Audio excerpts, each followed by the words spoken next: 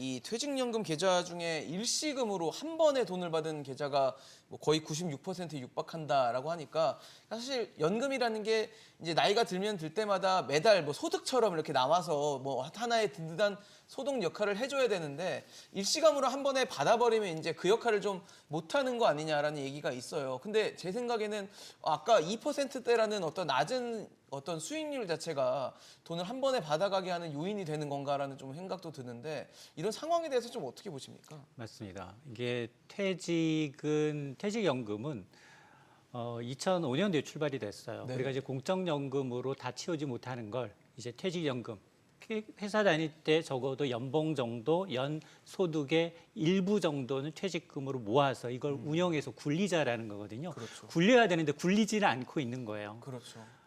지금 국민연금은 지금 1,000조 원이에요. 네. 세계 3대 연기금으로 컸어요. 1988년 가입자만 2,260만 명이 넘습니다. 근데 퇴직연금은 한 400만 명이 300조 원이에요.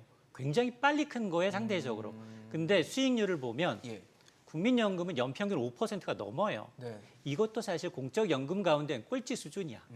근데 퇴직연금은 보니까 연 2%?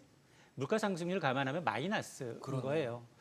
앞서 말씀하셨던 것처럼 대부분 다 나는 가입은 했는데 도대체 나는 뭐에 모르겠어. 가입했는지도 모르는 네. 사람들도 많고 그다음에 정말로 야 여기 보니까 나 돈 지금 급해.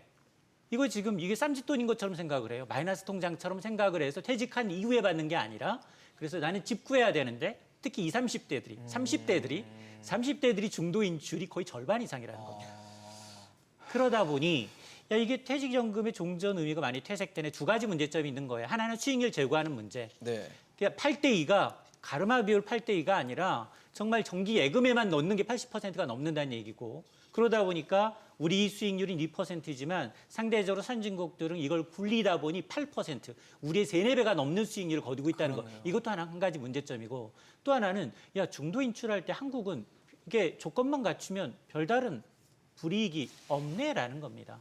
그러다 보니 야 영끌에서 6%, 5, 6% 신용대출 끌어쓰느니 퇴직연금 중도 인출하면 되잖아. 이런 마음이 드는 거예요. 그러니까 물론 여기에 중도 인출 사유에 정말 의료비가 너무 급해서 네. 갑자기 뭐 암이라든가 급하게 의료비라든가 내가 중소기업에서 사업을 하는데 파산을 했다거나 갑자기 갑작스러운 이제 뭐 퇴직을 당했다거나 이런 경우에 한해서 하는 거는 불가항력적이잖아요. 앞으로 소득이 보정되지 않은 그런 불가항력적인 것에 대해서는 중도 인출에 대해서는 어느 정도 익스큐즈가 가능하지만 이게 과연 집을 마련하기 위해서 이걸 대출 레버리지를 쓰기 위해서 퇴직금을 쓴다라고 할 때는 이거는 어느 정도 핸디캡을 줘야 한다. 그동안 받았던 세제 혜택이라든가 이런 걸 토해낼 수 있게끔 아니면 또 대안으로 이 불입해 놓은 것만큼 대출을 해주면 돼요. 퇴직연금에 남아있는 불입한 금액만큼 한도 내에서 지금 주택 용자용으로 해서 조금 금리를 좀 더 높여서 네. 대출해주면 되거든요. 그래서 가능한 한 원금을 훼손하지 유지하게끔. 않도록 하는 방안을 머리를 쓰면 되는데 근데 별로 그렇게 이게 그 획기적인 아이디어가 없다라는 거, 이 공론화가 좀 돼야 될 부분입니다. 그러니까 지금 저기 소장님 말씀을 예. 다시 한번 통계로 말씀드리면요. 예. 그 해약을 왜 중도 인출을 중도 왜 인출을 왜 했습니까? 할까? 물어보면은 54%는 집 사기 위해서, 집 그다음에 27%는 임차료 뭡니까 내려고. 전세 보조금 네. 놀려서 80%가 주택 관련된 거예요. 그렇네요. 한마디로 말하면 우리는 집에 한이 맺혀 있기 때문에 세금 뭐 좀 낮춰주고 올려주고 이것 때문에 문제가 해결되는 게 아니에요. 그래서 저는 이 시점에서 지금 이 뭡니까 퇴직연금을 중도 인출해 가지고 잘못 집을 샀을 때 나중에 어떻게 될까 이런 거에 대한 교육이 오히려 더 필요하다고 저는 봐요. 교육이 안 되고 있는 문제를 계속 지적을 해주고 계시군요. 근데 낮은 수익률 자체가 이런 어떤 중도 인출의 사유가 아니, 된다는 근데 것은 어떻게 보세요? 거꾸로 얘기하신 거죠. 어떻게 보면은 네. 그러다 보니까 낮아진 거죠. 그러니까 중도 인출을 해서 수익률이 낮아진 거라고요?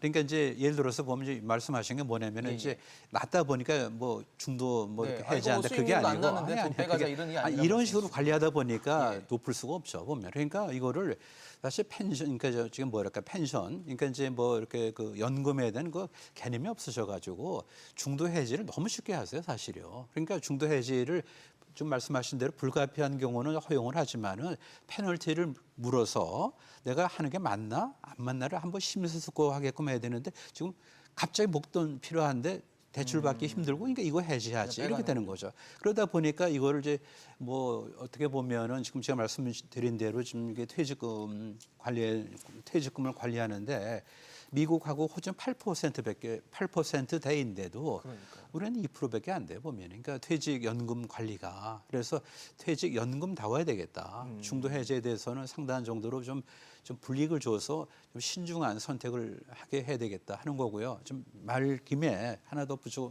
붙이면은 언뜻 보면은 이제 그 기초연금을 올리면 해결이 될 것 같잖아요. 기초연금을요. 그렇죠. 사람들한테 지금 그러니까 20만 원 출발했는데 이제 인플레이션 에스컬레이션 때문에 한 32만 원까지 올라왔는데 이거를 뭐 40만 원 올리자 이런 얘기를 해요. 그런데 이거는 사실 불가능한 게 그래봤자 죄송하지만은 그 뭐 언발에 오줌 누는 격밖에 안 돼요, 사실요. 그러니까 이것도 굉장히 조심해야 된다.